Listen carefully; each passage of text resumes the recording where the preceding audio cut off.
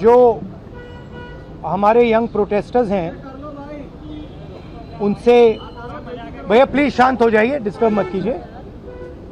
जो हमारे young protesters हैं अलग अलग स्टेट से, उनसे मेरी अभी मीटिंग हुई थी, डिस्कशन हुआ था, फ्रैंक डिस्कशन। सबसे पहले मैं इनके जैसे जो हजारों यंगस्टर्स हैं इनका और उनका धन्यवाद करना चाहता हूं कि ये कॉन्स्टिट्यूशन के लिए लड़े, एजुकेशन सिस्टम के लिए लड़े और इंडिया के फ्यूचर के लिए लड़े। मेन डिस्कशन वायलेंस पे था, हिंसा पे था, और इनका कहना है कि इन्होंने किसी पर हिंसा नहीं की है, मगर इनका नॉन स्टॉप हरासमेंट हो रहा है, इनको धमकाया गया और इन पर लाठियां चलाई गई, इनको मारा गया। तो मैं चाहूंगा कि दो शब्द ये भी बोलें। बहुत अच्छा लगा क्योंकि मेन बात इन्होंने बोली कि देखिए, जब अन्याय होता है, चाहे किसी और पे भी अन्याय होता है, एज अ सिटीजन हमारी जिम्मेदारी है कि उस व्यक्ति को हम प्रोटेक्ट करें, उसकी रक्षा करें। और ये मुझे कॉन्स्टिट्यूशनल वैल्यू लगती है, नेशनलिस्ट वैल्यू लगती है। I am very proud of all of you. I am very proud of every single young person who has done this. You have done nothing wrong, and the question of accepting your apology does not arise. You do not have to apologize to anybody. You have not done anything wrong. I'd like to say 2 words in English. We had a freewheeling conversation with some of the young protesters. They mentioned to me how they were assaulted, beaten, threatened. I'm very proud of them. I'm very proud of what they have done, what thousands of young Indians like them have done. They have defended the Constitution. They have protected the idea of India. They have protected India's future. Complaining about the education system, which is a flawed system, a collapsing system, a useless system, is not a crime. If anything, the system needs to be changed. It needs to be corrected. And that is all they were asking for. They were not doing violence. They were not being aggressive. They were not being nasty. They were beaten. They were assaulted. They are threatened. Accepting their apology, forcing them first, sending gundas to their house. महिलाओं के घर में गुंडा भेजने के बाद forcibly उनसे apology, 15 साल की बच्ची से अपॉलॉजी लेना और फिर उस अपॉलॉजी को एक्सेप्ट करना, accepting that apology is complete nonsense. We do not accept it. We want a education system that works. We want exam leaks to stop, and we want the future of this country, who is them, to be respected and protected. So would you like to say a word? Stop. Hello everyone, मेरा नाम है रिया अहीर. मैं वो लड़की हूँ जो Mumbai police के सामने आ गई थी. यू गाइस से कि ये वो लड़की है जो वायरल हो गई है, जिन्होंने मुंबई पुलिस को रोका था. बट मैं मीडिया से ये कहना चाहूंगी, मैं वो लड़की हूँ जिन्होंने 20 बच्चों को अनलॉफुली डिटेन होने से रोका था. Please change your narrative, change your perspective. पर जो भी मैंने किया उसकी वजह से मुझे बहुत हरास किया जा रहा है. ट्रोलिंग नहीं बोलूंगी मैं, क्योंकि ये ट्रोलिंग नहीं है, ये क्राइम है. और सिर्फ यही नहीं, जनता ही नहीं बल्कि पार्टी वर्कर्स भी अभी अपने फेसबुक पर पोस्ट लगा रहे हैं, मेरे बारे में गलत बोल रहे हैं कि मैं जो कुछ भी कर रही हूँ 140 रुपीज में अपनी बॉडी बेच रही हूँ. सर आप खुद ही सोचिए, उनके दिमाग में ऐसा कितनी गंदगी भरी रहेगी कि वो ये बोल रहे हैं. 27 को मैंने क्राइम रजिस्टर करवाया था. आज 5 तारीख है, मेरे हाथ में अभी तक FIR नहीं आया है. ना ये बेटियों को पढ़ने दे रहे हैं, ना ये बेटियों को बचने दे रहे हैं. मैं बस आपसे इतना कहना चाहूंगी कि एज मीडिया हमारी सबकी रिस्पॉन्सिबिलिटी होती है कि जिन बच्चों के लिए मैं खड़ी थी अब वो मेरे लिए खड़े हैं. एज अ सिटीजन हमारी भी रिस्पॉन्सिबिलिटी है कि एक दूसरे के लिए हम खड़े रहें. Thank you.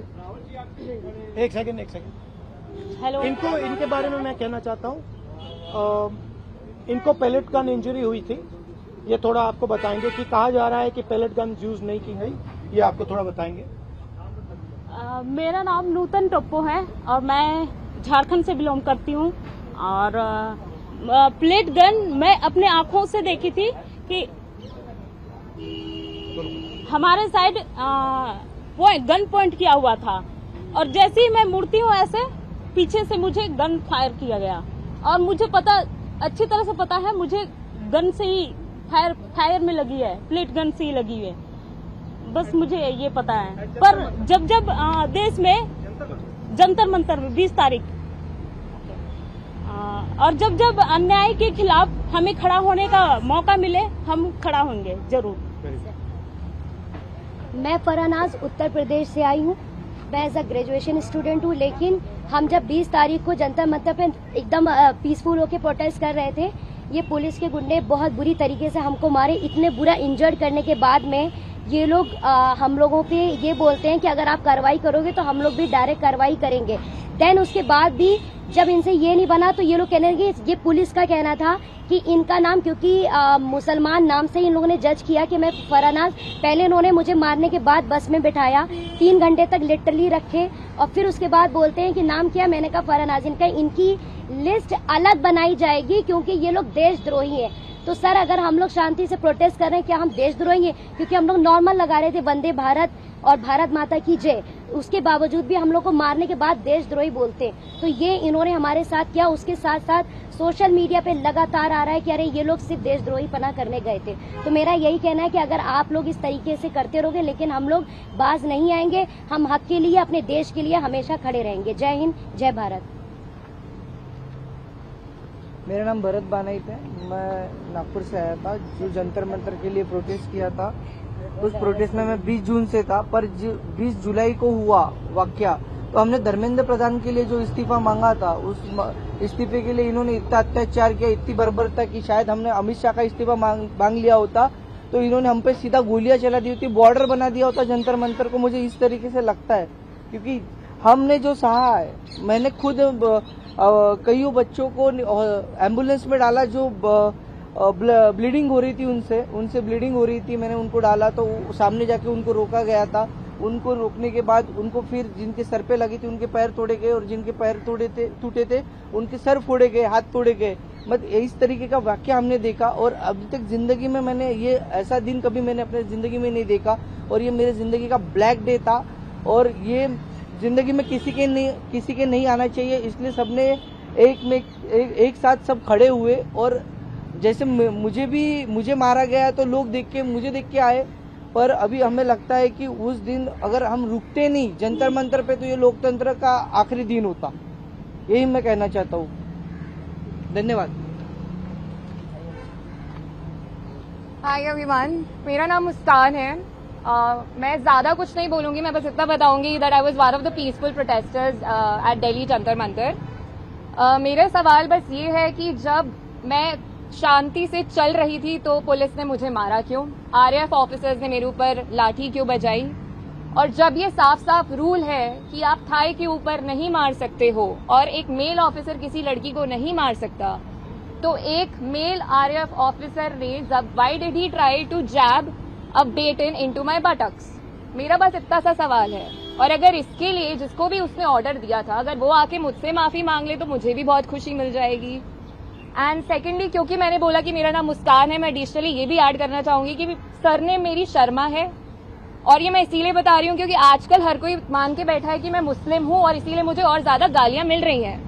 And that does not tell anything about me but that tells a lot about the narrative जो इस कंट्री में अभी सेट हो रहा है कि अगर इसने सरकार के खिलाफ बोल दिया तो ये तो मुस्लिम है, और जैसे ही आप किसी को मुस्लिम बना देते हो समहाउ वो अपने आप ही एंटी नेशनल कैसे बन रहा है। तो हम इस नैरेटिव को बहुत ज्यादा आजकल फॉलो कर रहे हैं और ये जितनी भी ट्रोलिंग आजकल हो रही है इंटरनेट पे, जितना भी हरासमेंट हम लोग फेस कर रहे हैं, ये इस कंट्री का नैरेटिव बताता है बहुत साफ साफ। थैंक्स। आप सब लोगों से सवाल है कि आप कह रहे हो इंटिमिडेट किया जा रहा है, आप कह रहे हो डराया जा रहा है, आपके ऊपर एक्शन हो रहा है, even then you are standing here, what makes you standing here? No, but I want to say something else. Yeah. Which is even more powerful. Yes. That there are young people who are standing here in front of India's press. But Amit Shah and the Prime Minister don't have the courage to stand here. अगर ये बाहर जाएगा उसके बाद हमें रोज और गालियां पड़ने वाली हैं। What makes you standing here? They are क्योंकि Indian. कल को मेरे साथ गलत होगा, मेरे साथ कोई आके खड़ा नहीं होगा अगर आज मैं दूसरों के लिए आवाज नहीं उठाऊंगी। और ये ऐसी country, to be very honest, जिन लोगों को मेरी सुरक्षा करनी चाहिए उस दिन मैं उन्हीं लोगों से पिट रही हूँ। So as a woman of this country, please tell me where am I suppose to go to for my protection. मुझे बस आप इतना बता दीजिए। Just 1 second. One second. मेरा बस एक सवाल है जो भी ये देख रहा है उनसे, क्या जस्टिस आपको सिर्फ तभी मिल सकता है जब आप कोई कॉन्स्टिट्यूशनल वर्कर हो, या आर्टिकल 14 के हिसाब से जस्टिस सबके लिए इक्वल है? ये मेरा सवाल है। So no, last thing I want to say. 1 second. We're not taking any more questions. Last thing I want to say is that for them to come here, जो आपने बोला, it is an act of courage. It is not easy for them to come here. They are facing harassment, they are facing violence, they are facing torture, and I am very proud that they have the courage to speak so eloquently, so beautifully about what they are feeling. And these are exactly the type of youngsters that this country needs. There's thousands and thousands of them, and I'm extremely proud of what they have done. Final thing, the person who is responsible for this violence, the person who has had the pellet gun fire into this young lady, the person who's had the pellet gun fire into that young man I brought here, the person who has turned the police force against this young lady who's asking for their protection is Mr. Amit Shah, he's the Home Minister of India. He does not have the decency to come to Parliament. He does not have the decency or the courage to comment on what has happened. And there's only two possibilities. One, he did not know that this violence was being carried out on the children, in which case he's incompetent. And two, that he ordered the shooting of the pellet gun, he ordered the violence on these children, on these youngsters, which means he's culpable. Either way, he is responsible. Thank you very much, and thank you very much for coming. All the best. Thank you.